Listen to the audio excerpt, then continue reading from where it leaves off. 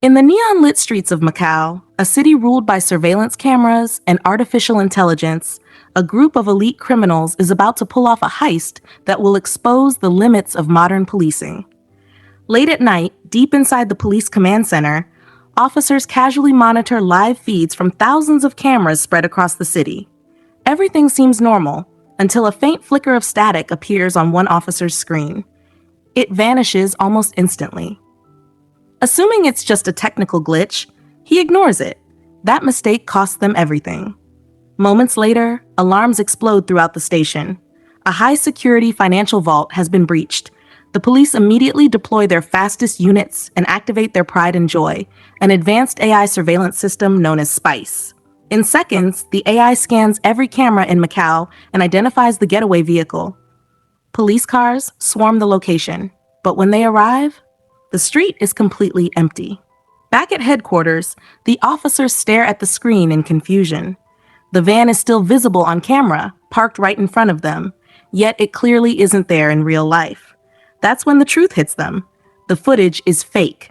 The city's entire surveillance system has been hacked. By the next morning, investigators discover that the thieves didn't empty the entire vault. Instead, they targeted a single private locker belonging to a powerful businessman. Inside was a handwritten notebook containing half of a crypto wallet password, linked to an account worth $500 million. And the criminals aren't done yet. At the same time, the gang launches a second operation at Macau Tower, storming the offices of a digital asset management firm. Employees are beaten, hostages are taken, and one terrified staff member is forced to open the company's secure server room. Inside, the group's hacker, Xiang, grants remote access to his partner Xiao Xin, who begins downloading encrypted data containing the other half of the crypto password. But while inside the system, they discover something even bigger. The company manages accounts for some of the most powerful figures in the country, including the CEO of the largest crypto conglomerate. His wallet is protected by military-grade encryption and is worth over $10 billion. The gang leader, Long Shan, orders them to focus only on the original target. But Xiang ignores him and secretly copies the CEO's data as well, planting the seeds for disaster. Before they can escape, police storm the building. The criminals scatter. Longshan calmly walks through the lobby cafe, blending in with civilians. But just as he passes, a barista snaps a casual photo, accidentally capturing his face. Meanwhile, the rest of the gang is spotted exiting an elevator. A brutal fight breaks out as officers try to stop them. Despite being outnumbered, the thieves fight with shocking precision and skill, eventually taking Captain Yao Lei hostage. With guns lowered, the police are forced to let them escape into the elevator. Inside, Yao Lei fights back with everything he has, but 4 attackers overwhelm him and cuff him to a railing. The elevator reaches the observation deck, and the gang jumps. They're wearing parachutes. As they leap from Macau Tower, Yao Lei breaks free and chases them, only stopping when a woman is nearly pushed to her death. He saves her, then makes a desperate escape of his own, tackling a bungee jumper and landing safely below. The criminals land on a hotel rooftop where another police unit awaits them. Another brutal fight erupts. Once again, the gang escapes, changing clothes, wiping footage, and erasing themselves from Spice's system entirely. The city is now blind. Humiliated and furious, the police leadership holds an emergency meeting. With Spice compromised, Inspector Zumi proposes a risky solution.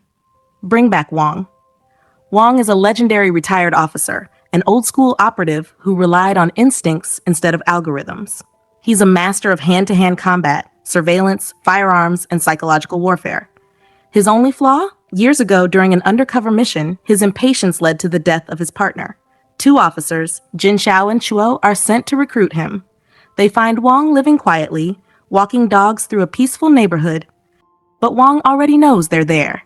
He exposes every mistake they made while tailing him, and even steals Jin Chao's badge without him noticing. Chuo is stunned when Wong reveals he knows her identity. She's the daughter of his fallen partner, and he's been watching over her ever since. Back at headquarters, Wong reviews the hacked footage. Within minutes, he identifies the criminals, not by facial recognition, but by a simple human mistake. They keep checking the cameras. Wong forms a covert surveillance team, training officers to disappear into crowds, memorize faces, and move without drawing attention. Chuo joins the unit, though many officers doubt her due to her size. That doubt vanishes when she takes down a fellow officer during training, earning silent respect. As days pass, the team finally spots Longshan at a local market. Chuo gets close enough to confirm his identity using his reflection in glass. Wang prevents the team from reacting, allowing Longshan to leave without suspicion. The hunt begins. Longshan leads them to an apartment building. Wang improvises, pretending to be Chuo's father to disarm suspicion. Using a hidden camera embedded inside an apple, he captures Longshan's face. They discover his apartment and begin surveillance. Inside his trash, they find torn Sudoku puzzles, each unsolvable. They also notice something strange. Longshan spends hours popping bubble wrap. Wang realizes the truth. The puzzles in bubble wrap form braille-coded messages signaling backup mercenaries. But before the police can react, chaos erupts. Just as the investigation begins to close in on the mastermind, the city is thrown into complete chaos.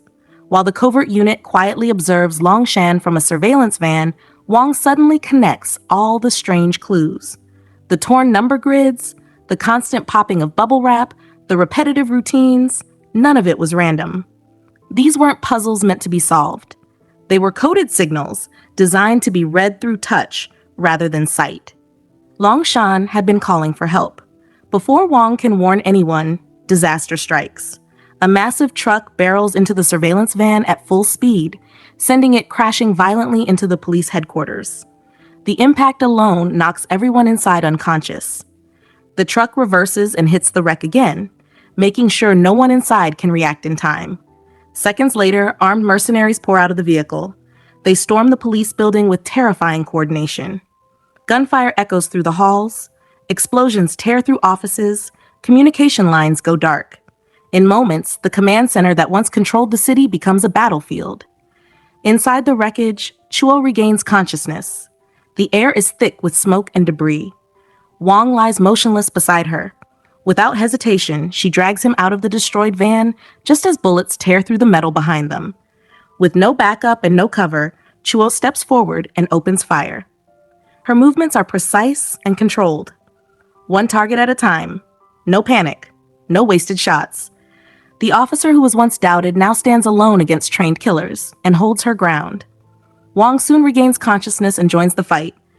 Despite his injuries and age, his experience shows. He uses the environment to his advantage, striking from blind spots, disarming attackers, and turning tight spaces into traps. It quickly becomes clear why the mercenaries are there. They're not just creating chaos, they're hunting Wang. There's a price on his head. The battle rages through the building until reinforcements finally arrive. The mercenaries retreat, leaving behind destruction, casualties, and unanswered questions. And worst of all, Longshan has disappeared. Elsewhere, Longshan arrives at an abandoned orphanage, one of the last places connected to his past. Surveillance reveals multiple figures inside. At first glance, it looks like an ambush by the police, but Longshan realizes the truth too late. The men waiting for him aren't officers. They're his own. Xiang and his brother have decided Longshan is no longer useful. With the fortune secured, they believe killing him is the only way to truly be free. Wounded but unhesitating, Longshan draws his blade. What follows is brutal and relentless. Attackers rush him from all sides, but Longshan fights with ruthless efficiency. Despite being stabbed multiple times, he refuses to fall. One by one, his attackers collapse until the floor is covered with bodies. Then his adopted son steps forward. The final confrontation is savage and deeply personal. The two clash in a violent struggle that ends with both crashing through a window. In the end, Longshan survives, and his son does not. Watching remotely, Xiang panics. Overcome with grief and rage, he triggers the explosives planted throughout the building. The orphanage erupts in a massive explosion. Police arriving on scene are thrown back by the blast. Everything collapses, but from the smoke and rubble, Longshan emerges alive, broken, and completely alone. Back at headquarters, the situation worsens. Zumi delivers devastating news. The crypto fortune that had been moved to police servers for protection is gone. The truth becomes painfully clear. During the mercenary attack, the thieves never fled the city. They disguised themselves as emergency responders and slipped into the chaos unnoticed. While officers were saving lives, the criminals calmly emptied the vault and vanished. It was never just an attack. It was a cover. Spice is reactivated, and within seconds, the system locates the escape vehicle. The final pursuit begins. At a hotel, the remaining criminals scatter in different directions. Wong corners Xiang in a confined service area. Two attackers rush him at once, moving with perfect coordination. Even Wong struggles under the pressure, barely keeping pace. Using quick thinking, he disables one and traps the other, forcing Xiang to flee again. Meanwhile, Longshan is briefly taken into custody, but only briefly. Using a gas device, he overwhelms his guards and escapes, determined to reach Xiang before the police do. At a train station, everything collides. Jin Chao follows Xiang alone, unable to contact his team. Before he can react, Longshan intercepts him. Knowing time is running out, Longshan fatally wounds the officer to stop the pursuit. Moments later, he finds Xiang. There are no speeches, only regret. Longshan embraces him and ends his life. With his final breath, Xiang reveals the full access code. The fortune is complete. Despite everything, the stolen money remains untouched. Wong finally understands why. Longshan is an old-school criminal. Digital wealth means nothing to him unless it can be physically claimed. He still needs the businessman. Chuo tracks the man to a quiet tea house and enters alone. Longshan immediately recognizes her, knocks her unconscious, and prepares to escape. But Wong is already waiting. What follows is a brutal, exhausting fight. The two men tear through the restaurant, using anything they can reach as weapons. Both are wounded, both are barely standing. Longshan nearly finishes Wong, but Chuo intervenes at the last moment. Surrounded and completely spent, Longshan has nowhere left to run. This time, the police close in from every direction. The hunt is finally over. Just when it seems like the story has ended, one final revelation changes everything. Xiang and his brother had a third sibling, raised overseas, completely unknown to the authorities.